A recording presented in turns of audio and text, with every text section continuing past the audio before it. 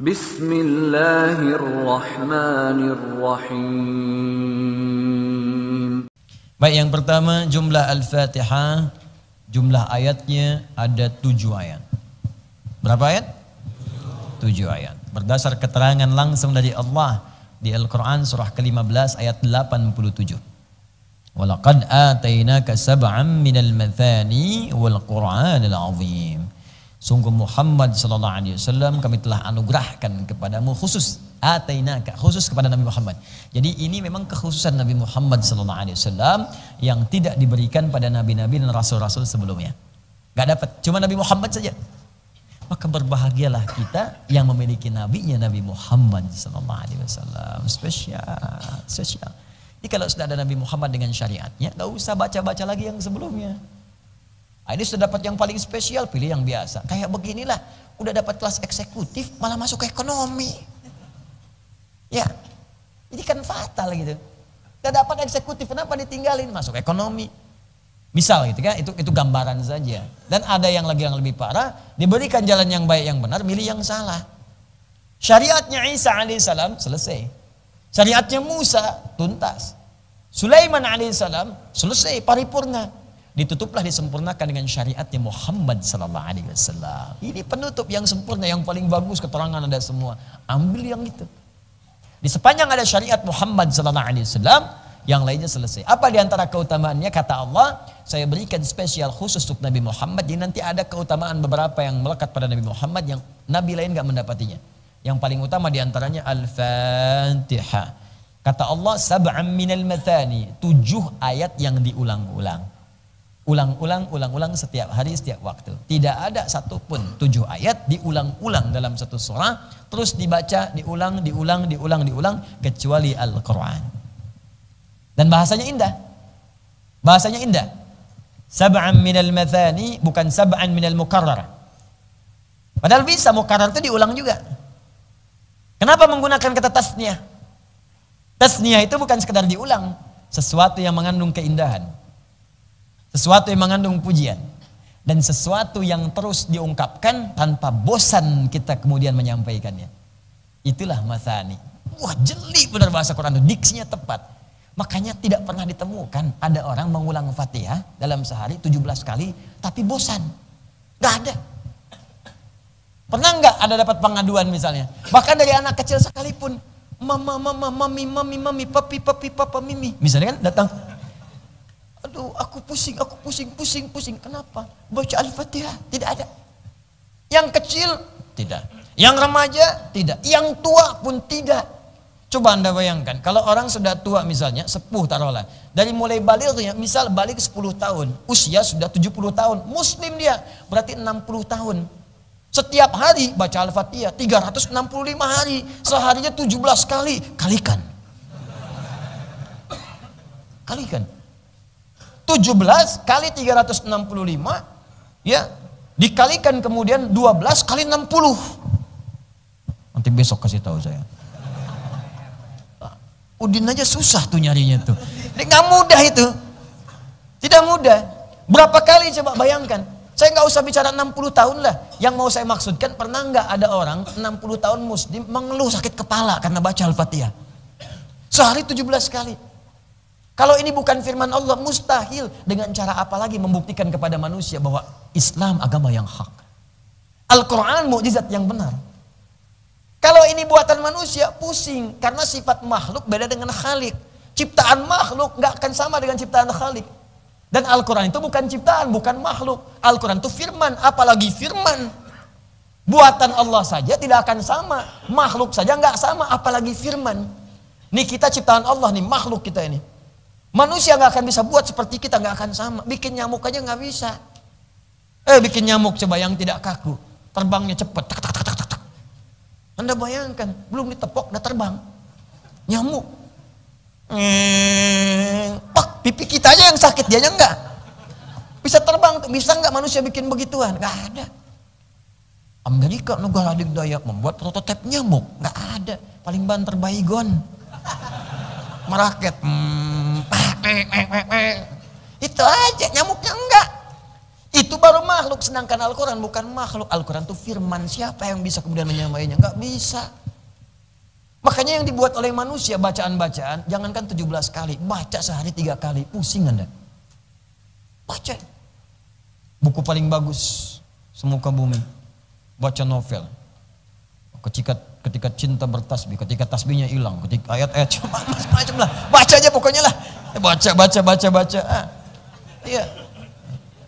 Ayat-ayat cinta, ayat-ayat putus, ayat-ayat ini, baca oleh Anda. Apapun itu. Ya, mau novelnya si Fulan, novelnya ini, novel macam-macam. Enggak ada orang baca 3 kali sehari, baca lagi. Paling-paling hari kedua, bosan, lempar. Kenapa? Bosan, datang saya. Tanya aja, saya bacain tuh novelnya, halaman keberapa, halaman posisi keberapa, kanan, kiri, depan, atas, belakang, apal saya. Tapi suruh baca lagi, nggak mau. Al-Fatihah tidak. Allahu Akbar. Subuh tuh 2 kali, zuhur dibaca 4 kali lagi. Yang lebih dahsyat, nunggu zuhur, duha, dibaca lagi. Baru subuh muncul syuruk, dibaca lagi 2, tapi nggak pernah ngeluh. Coba, ini luar biasa, Al-Fatihah. Makanya Matsani dibaca diulang-ulang, tapi nggak ada orang bosan. Coba mungkin di antara Anda, Bapak atau Ibu di bawah ada yang dokter, pernah nggak ada yang masuk kepada Anda di poli Anda, ada keluhan pusing karena baca Al-Fatihah? Nggak ada. Ya, pusing Bu Dokter, kenapa? Ini saya baca Al-Fatihah 17 kali, nggak ada. Mustahil, firman Allah. Matsani. Nah, bagaimana coba kita menghadirkan keyakinan lagi? Kalau nggak yakin juga menurut saya ada yang terhalang di jiwanya itu. Kalau mau percaya gini deh, maaf ya, bandingkan dengan kitab lain deh, bawa kitab lain atau teman-teman misalnya di agama lain kita hormati, ya, hormati yang lain, jangan paksa, jangan macam-macam. Tapi coba kita ingin mengukur kebenaran risalah keislaman kita, kebenaran agama kita, bandingkan baca buku lain, kitab lain. Rasakan, ada nggak seperti nikmatnya baca Al-Fatihah itu? Baca 17 kali, ada nggak orang baca di kitab lain? Kepercayaan agamanya dibaca 17 kali. Saya buat umum aja ya, sebab kalau saya bikin khusus spesifik langsung disebutkan, abis ini tersangka saya.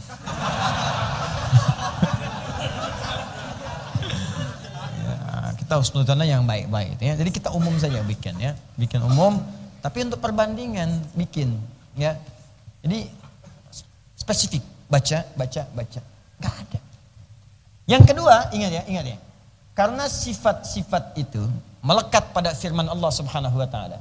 Dan sifatnya risalah, dan sifatnya petunjuk, akan ada musuh namanya setan. Setan. Jadi kalau kalimatnya langsung petunjuk dari Allah, setan akan bergerak. Kalau bukan dari Allah, setannya nggak gerak.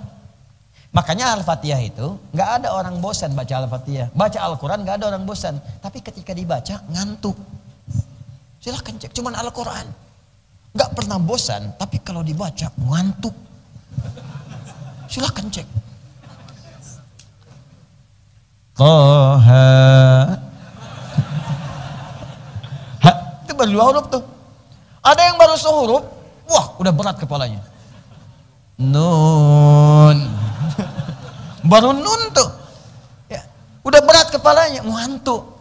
Karena memang setannya bekerja. Makanya ketika mau baca berlindunglah kepada yang tidak pernah tertidur apalagi ngantuk. La ta'khudhuhu sinatun wala naum, supaya dilindungi. Makanya jangankan baca Quran seperti biasa, dalam sholat pun bisa ngantuk. Silakan cek dalam sholat, bisa ngantuk. Kalau Anda baca hadis ya dengan lengkap, misal di Abu Daud lah, dari hadis nomornya 857 itu, dari mulai bertakbir. Ya, idza udzina fa fara syaitanu wa alaihi dharatun. Kalau adzan dikumandangkan, setan lari meninggalkan anak Adam sambil dengan terkentut-kentut, terbirit-birit. Maksudnya kalau adzan ada baunya pun dia nggak mau cium, saking bencinya dengan suara adzan. Artinya kalau ada orang nggak suka dengan suara adzan, itu dia sedang disusupi oleh syaitan. Karena di hadis cuma setan yang nggak suka suara adzan, disusupi, kita doakan. Kalau manusia biasa ditinggalkan, makanya jarang orang saat adzan berkumandang itu, ya, bisa ada perasaan nggak suka. Umumnya rata-rata mengingatkan, akhi itu, bro, sudah adzan nih, karena setannya pergi. Fa idza tuwiba fa'ada, kalau adzan selesai maka setan balik lagi. Maka dia bisa mengatakan yang ditanya, tenang aja bro, baru adzan, belum qomat. Itu. Ya, hatta idza kabbara, sampai dia kemudian bertakbir, Allahu Akbar, takbir. Faqala syaitanu udhkur kadza udhkur kadza. Saat dia mulai bertakbir itulah setan kemudian mengingatkan, ingat ini ya, ingat itu. Ingat ini, ingat itu. Ingat ini, ingat itu, ingat. Gak percaya silakan. Jadi baru takbir itu, setan memberikan waswas. Ingat ini ya, ingat itu. Makanya ini nyata nih, ini benar-benar nyata. Kalau Anda gak percaya, sebelum sholat itu kita bisa fokus. Fokus kita. Tapi begitu bertakbir, benar kata Nabi. Begitu Allahu Akbar, mulailah muncul di kepala kita. Bahkan yang tak ingin kita ingat. Gak percaya nanti ya, Anda malam bangun tahajud, walaupun cuma 2 rakaat. Bangun Anda akan terngiang dengan kalimat saya ini. Sebelum takbir Anda fokus. Khusyuk ya Allah, khusyuk. Begitu takbir, Allahu Akbar muncul. Bahkan kalimat saya ini pun akan muncul lagi. Ingat ya, kata Ustadz Adi, begitu Anda bertakbir, akan muncul. Itu setan. Itu bukan saya, setan itu. Itu akan muncul. Nah makanya sering membuatkan kepada kita itu, walaupun kita baca Al-Fatihah, kita baca. Cuman gangguan datang, ini menunjukkan bahwa itu firman Allah yang nyata. Kalau bukan firman gak akan diganggu. Konser musik gak ada gangguan? Silahkan cek. Gak tahu pokoknya apalah. Yang nyanyi, yang geleng, geleng. Gak ada gangguan. Setannya ikut geleng-geleng, menitiup dofa. Beres. Gak ada gangguan, lancek biasa aja gitu. Katanya memang setannya gak butuh ganggu lagi. Kalau setannya ganggu, setannya bermasalah, gak ada kerjaan dia. Kurang elit setannya. Maka yang diganggu tuh yang orang sholat, yang baca Quran. Ini menunjukkan itu nyata firman Allah. Kalau bukan firman Allah gak akan diganggu. Kalau itu bukan mukjizat gak akan diganggu. Ini menunjukkan agama kita itu benar. Risalah yang dibawa Nabi Muhammad itu nyata, benar. Kita sekarang sedang beragama dengan benar. Jadi jangan keluar. Tapi karena cinta, meninggal habis tuh cinta. Habis. Yang kita cintai yang hak. Lillah. Qul in kuntum tuhibbunallaha fattabi'uni. Kalau kalian serius mencintai Allah, ikuti Nabi. Itu hak. Makanya sab'an minal mathani. Ya, maka Allah turunkan 7 ayat diulang-ulang. Itu Al-Fatihah. Al-Fatihah tidak membuat bosan, tapi sering menghadirkan musuh untuk menghambat kita membaca dengan benar. Sebab setan itu berkepentingan. Kalau kita nggak benar baca Al-Fatihah, maka fungsi yang 10 ini hilang. Asy-Syafi, Al-Kafi, Ar-Ruqyah hilang. Kalau kita nggak benar bacanya, nggak dapat kita ini. Fungsi pengabulan doa, fungsi kesembuhan, fungsi ruqyah hilang. Di setan punya kepentingan. Sebelum baca Al-Fatihah bikin nggak fokus, kalau bisa salah bacaannya. Kalau bisa salah, kan tiba-tiba baru takbir langsung amin. Allahu Akbar. Pikiran kemana-mana, amin. Ada yang baru takbir baca surat, ada yang begitu. Pernah kejadian, Allahu Akbar, baca Alif Lam Mim, Al-Fatihah kata makmumnya tuh. Ada. Karena memang setan nggak suka dengan ini. Kalau kita benar bacanya, udah nih, putus asa deh setan, bunuh diri. Selesai. Sudah beres. Paham ya? Maka ini bagian pertama. Ketika kita kemudian akan membaca Al-Fatihah 7 kali diulang-ulang. Itu 7 ayat ya. Di Al-Fatihah itu ada 7 ayat, 25 kalimat dan 113 huruf.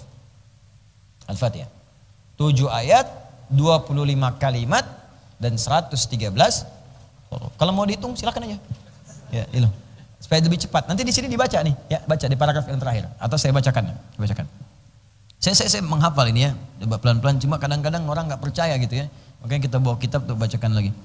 Qalu, dan mereka para ulama berkata, wa kalimatuha, dan kalimat-kalimat di Al-Fatihah itu 25 kalimatan, ada 25 kalimat. Wa hurufuha, sedangkan jumlah hurufnya mi'atun wa 13 harfan, ada 113 huruf. Nah, jadi jumlah ayatnya 7 ayat, kalimatnya 25, hurufnya berapa? 113 huruf. Dan memiliki 10 nama menunjuk pada keistimewaannya. Itu yang paling minimal 10 itu. Nah, karena tadi saya katakan Al-Fatihah itu adalah mu'jizat firman Allah, banyak keistimewaan, maka setan tidak akan tinggal diam. Mendiamkan kita membacanya dengan nikmat, maka muncullah setan untuk menggoda. Karena itu ulama sepakat berdasarkan isyarat dari Al-Quran surah ke-16 An-Nahl ayat 98. Fa idza qara'tal Qur'ana fasta'iz billahi minasyaitonir rajim.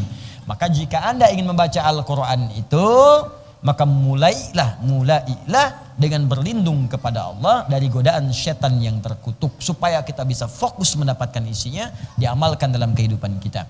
Maka ulama sepakat, baik di dalam sholat ataupun di luar sholat. Kalau di luar sholat, maka sepakat ulama, pertama sunnah hukumnya membaca ta'awudz sebelum baca Al-Fatihah.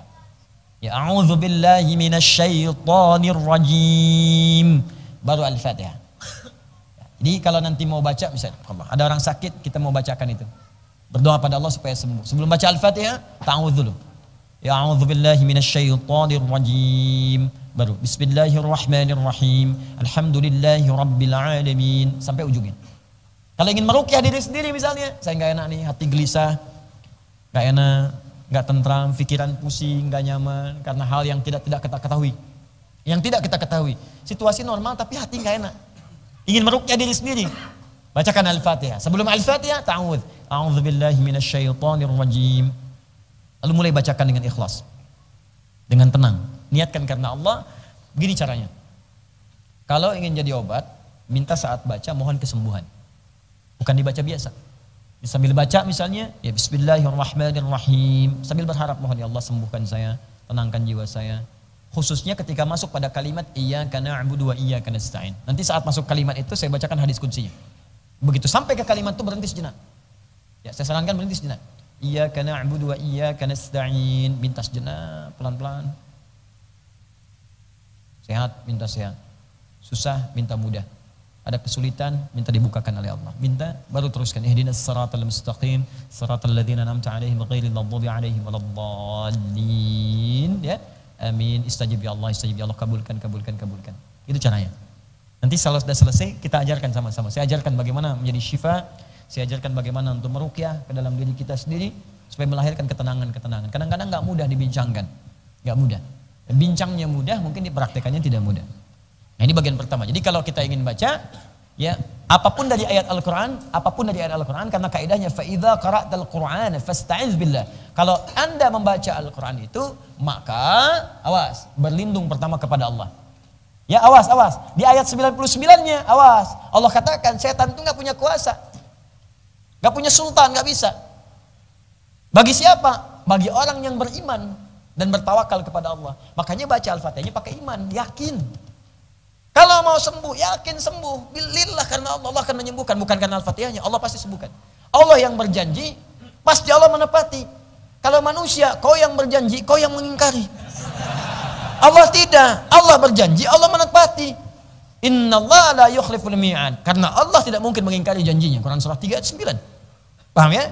Begitu dibaca, akan baca dengan iman dan tawakal pada Allah. Syaratnya di ayat 99-nya. Ya, lilladzina amanu, bagi orang beriman, wa ala rabbihim yatawakkalun, dan bertawakal kepada Allah. Tawakal lillah, Allah pasti sembuhkan. Baca. Gitu caranya. Bukan cuma dibaca. Al-Fatihah. Amin, selesai. Bacaannya dapat pahala, tapi fungsinya belum tentu. A'udzubillahi minasyaitonir rajim. Bismillahirrahmanirrahim. Alhamdulillahirabbil alamin. Minta. Yakin dengan Allah. Sembuhkan ya Allah. Sembuh. Ya. Jadi pertama, berlindung kepada Allah dulu dari godaan syaitan. Sedangkan dalam solat sebelum membaca Al-Fatihah itu khusus di rakaat yang pertama. Maka ulama terbagi pada dua pendapat. Yang satu mewajibkannya, wajib baca. Yang kedua menghukumi sunnah baca. Iqtidaan bi Rasulillah sallallahu alaihi wasallam, mencontoh Nabi sallallahu alaihi wasallam ketika kemudian akan baca Al-Fatihah dalam solat di rakaat yang pertama membaca ta'awudz terlebih dahulu, silent bacanya. Jadi enggak dijaharkan. Enggak bisa Ustaz, ini setannya begitu kuat menggoda saya. Saya pengen jahar aja, enggak bisa. Tetap mau setannya kuat, mau lemah, bintang 3 enggak ada bintang pada setannya, tetap dibacakan sir. Ya, dia berikan was-was yang lembut, kita turunkan, habiskan was-wasnya dengan bacaan ta'awudz. A'udzubillahi minasyaitonir rajim. Bismillahirrahmanirrahim. Ya, setelah ta'awudz. Jadi sir dulu ta'awudz, baru bacakan bismillah. Ada? Nah, jadi dalam Al-Fatihah, rakaat pertama dalam salat itu jangan lupa bacakan ta'awudznya sebelum Al-Fatihahnya. Jelas ya? Baik, sebagian ulama menghukumi sunnah. Sunnah itu artinya kalau dibacakan mendapat pahala. Sebagian menghukumi wajib karena iqtidaan bi sunnatin Nabi. Nabi memberikan contoh sunnah. Ya, sedangkan Nabi itu diikuti sifatnya, maka baca ta'awudnya baru Al-Fatihahnya. Kalau wajib berarti kalau nggak dibaca batal kita salatnya. Kalau wajib. Tapi kalau sunnah tidak membatalkan, tetap sah salatnya karena rukunnya kemudian dimulai dari Al-Fatihahnya. Jelas ya, rukun bacaan. Ya, takbir, takbiratul ihram rukun. Bacaan pertamanya setelah itu Al-Fatihah jadi rukun, iftitah bukan rukun. Ya, Al-Fatihah rukun dimulai dari basmalah. Tentu yang kuat itu tentunya yang menghukumi sunnahnya. Tapi ta'awudz pun penting dibaca untuk menghadirkan kekhusyuan dan iqtida bi qiraatin Nabi sallallahu alaihi wasallam. Ya, sebagai contoh kita untuk mengikuti bacaan Nabi sallallahu alaihi wasallam. Jelas ya? Jangan lupa bagi imam juga makmum. Ingat, bagi imam juga makmum. Sebelum baca Al-Fatihah, baca dulu ta'awudz, a'udzubillahi minasyaitonir rajim. Dan Nabi itu terbiasa mempraktekkan isi itu. Bukan cuma di salat. Jadi Nabi itu kalau datang ke setiap tempat, apalagi tempat baru, ya itu langsung mengkhitab, mengajak bicara tempatnya, langsung. Bukan seperti kita diajak ngobrol, bukan. Maksudnya ingin memberikan pelajaran penting kepada kita untuk berlindung kepada Allah di setiap tempat. Nabi katakan, Rabbi wa Rabbikillah, ya ardun, Rabbi wa Rabbikillah, riwayatnya sahih. Hei bumi, hei tanah, hei tempat ini, ingat ya, Tuhanku dan Tuhanmu sama adalah Allah Subhanahu Wa Taala. Maka aku berlindung kepada Allah di tempat ini dari setiap pijakan kaki orang jahat yang pernah berpijak di tempat ini. Aku berlindung dari semua keburukan yang terjadi di tempat ini. Aku berlindung dari keburukan orang-orang yang pernah berada di sini dari yang buruk-buruk. Aku berlindung kepada Allah dari segala keburukan yang pernah terjadi di tempat ini. Nah, itu boleh Anda biasakan. Jadi begitu masuk ke kantor, kantor baru, bekerja di tempat baru, berdoa dulu. Ya Allah, semua adalah Engkau yang memiliki. Rizki Engkau yang memiliki. Jiwaku pun Engkau yang punyai. Maka aku berlindung kepadamu ya Allah dari semua keburukan yang terjadi di kantor ini. Aku berlindung kepadamu ya Allah dari orang-orang buruk yang mungkin berada di kantor ini. Aku berlindung kepadamu ya Allah dari transaksi-transaksi buruk yang haram yang terjadi di tempat ini. Allah mohon jaga saya ya Rabb. Jangan biarkan ada satupun bara neraka hadir dalam jiwa saya sebelum menghadap kepadamu. Jauhkan dari keburukan yang ada di tempat ini. Maka Anda akan dijaga. Pernah nggak seperti itu saat masuk kantor? Nah, coba diperbaiki. Jadi kan setiap tempat itu sunnah loh. Masuk, mau pindah rumah ke tempat lu, doa dulu. Masuk kampus, doa dulu. Ya Allah, aku berlindung dari semua keburukan yang ada di sini. Ini nggak akan dijaili, nggak ada uang SPP diatur-atur, ya, nggak ada kemudian uang SKS jadi nambah, ya, awas hati-hati. Nggak akan terjadi misalnya mahasiswa masuk ke warung Darmaji, dahar 5 ngaku hiji. Makannya 5, kan ngakunya 1, dan seterusnya. Jadi semuanya tuh indah. Jadi ilmunya berkah, enak semuanya. Ini kan kelihatan sederhana kan? Berlindung tuh di setiap tempat. Jenis setan tuh banyak. Yang populer 9. Setan rumah, ada setan pasar, mall. Setan jangan dikira di tempat wudhu nggak ada setan, ada. Walhan namanya. Hati-hati namanya sama. Akhi, saya Yusuf. Kamu siapa? Walhan. Astagfirullah. Setan wudhu tuh, itu yang bikin kita was-was. Habis wudhu tuh suka nanya, "Nih udah wudhu belum ya? Batal nggak ya?" Itu walhan namanya. Nggak pakai oh si walhan. Bukan. Walhan. Jadi begitu sudah muncul itu, langsung a'udzubillahi minasyaitonirrajim. Allahumma inni a'udzubika ya Allah bi kalimatika tammah min kulli syaitanin. Ya, dari setiap godaan setan, walhan ya Allah, jauhkan saya dari godaan setan. Terus wudhu. Kalau sudah yakin, sudah jauhkan dari yang ragu. Banyak. Setan penunggu masjid. Ada. Setan pengganggu orang sholat. Ada. Khinzib, pengganggu orang sholat.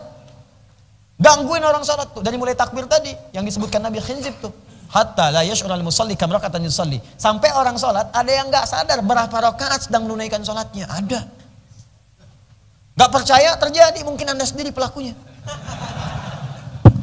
Ada yang kena begitu, sedang sholat gak sadar gitu, berapa rakaat ya? Bayangkan subuh yang cuma 2 bisa 3. Bisa 3.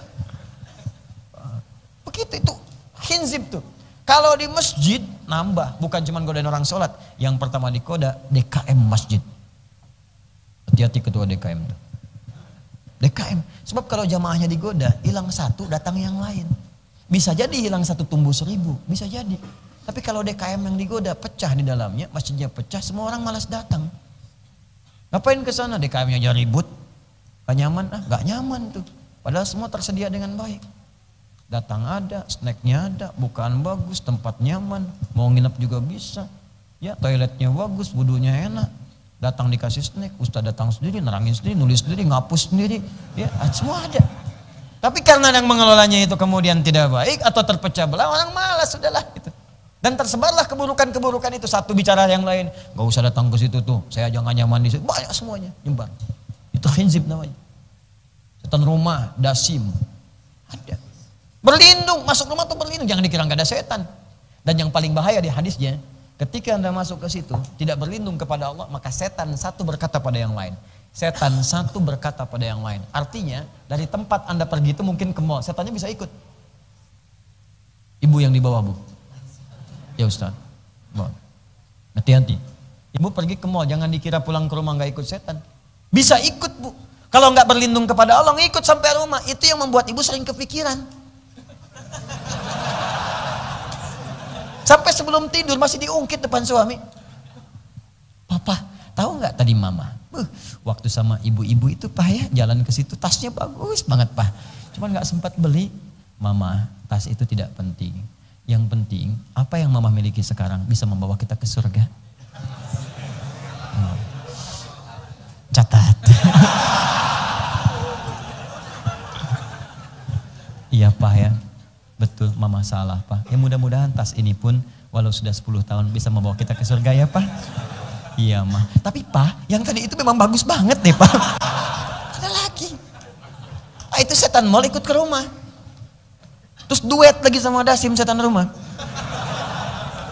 Apa tugasnya dasim setan rumah? Memecah belah kehidupan rumah tangga. Quran surah 2 ayat 102. Yufarniquna bihi bainal mar'i wa zawji. Memecah belah suami istri. Gara-gara tas di mall bisa pecah tuh hubungan.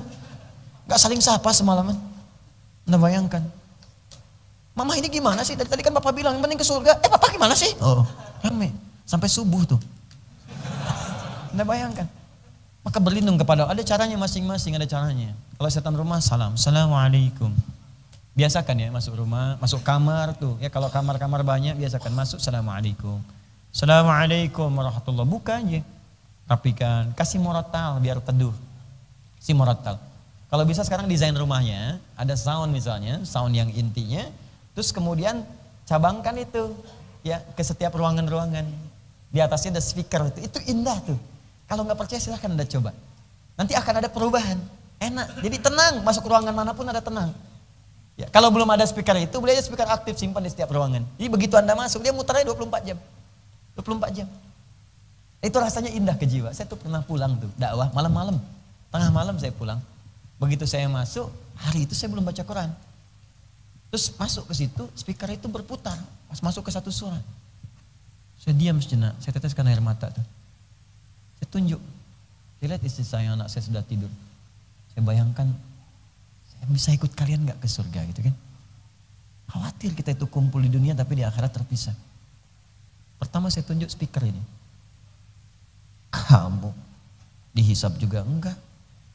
Makhluk tiap hari 24 jam bisa baca Quran. Saya yang dihisab belum baca. Bil wudu kita, bil mushaf baca. Sholat kita baca. Nikmat. Sampai menjelang subuh kita istighfar. Ingat dosa. Kamu speaker gak dihisab, bisa baca. Saya yang dihisab kenapa gak baca? Jadi ada suasana itu gitu di malam hari itu. Ada ketenangan dalam jiwa kita. Sesekali iseng antum matiin. Ada yang gelisah dalam jiwa. Ya, masuk bacakan. Assalamualaikum. Saya biasanya mengajarkan pada anak-anak juga sejak dia usia 3 tahun bisa bicara, sudah mulai rajin, sudah mulai lucu. Saya kasih tahu. Anak saya yang besar sekarang 6 tahun dia. Ya. Kakak nih masuk ruangan, ucapkan assalamualaikum ya. Kalau enggak nanti ada setan, namanya dasim, bisa mengganggu kakak nanti. Oh dia, siapa ya? Namanya siapa? Dasim. Masuk dia ruangan. Masuk di ruangan langsung dibuka sama dia. Assalamualaikum dasim. Sebut namanya langsung. Biar gak tertukar. Selesai lah. Nah itulah ya. Jadi diucapkan apa? A'udzubillahi minasyaitonir rajim ya. Saat berjumpa dengan istri, ta'awudz, minta perlindungan, ada doanya. Ya, ajak anak ke ruangan, baca ta'awudz dan seterusnya. Berlindung. masuk ke mall berlindung kepada Allah dari setan-setan yang mungkin bisa menggoda, mengarahkan pada yang buruk. Kan kita nggak tahu mana yang kelihatannya madu padahal ada racunnya, mana yang kelihatannya haram ini kan dibungkus dengan yang halal, mana yang kelihatannya halal betul tapi ternyata dari hasil pekerjaan yang haram. Orang haram dia punya pekerjaan besar, hartanya banyak, bikin mall tapi hasilnya curian, haram kan? Kalau Anda nggak berlindung, Anda nggak akan tahu masuk tempat itu halal apa haram. Masuk ke mall, ternyata itu hasil gusuran fakir miskin. Tanahnya digusur, bikin mall di situ. Banyak fakir miskin menangis karena terambil haknya di situ. Kalau Anda benar-benar peka, berlindung pada Allah. Begitu berlindung, hati Anda akan digerakkan. Jangan masuk yang ini, yang sana saja. Masuknya nggak enak, tiba-tiba pindah. Atau dibikin kejadian. Begitu masuk penuh, Anda pindah. Begitu masuk barang yang dicari nggak ada. Padahal kemarin ada, tiba-tiba nggak ada. Bisa jadi begitu. Allah arahkan pada yang baik. Itu nggak kasat mata gitu John. Ya. Kalau kasat mata kelihatan, tapi kalau nggak nampak susah. Ini kelihatannya sederhana teman-teman, tapi keberkahannya tinggi. Tinggi sekali. Nanti antum akan rasakan lah kalau sudah menikmati ayat-ayat itu. Baik kalau Al-Qurannya sudah ada di dalam jiwa kita. Quran hadir dalam jiwa kita itu kenikmatannya nggak bisa diganti dengan apapun.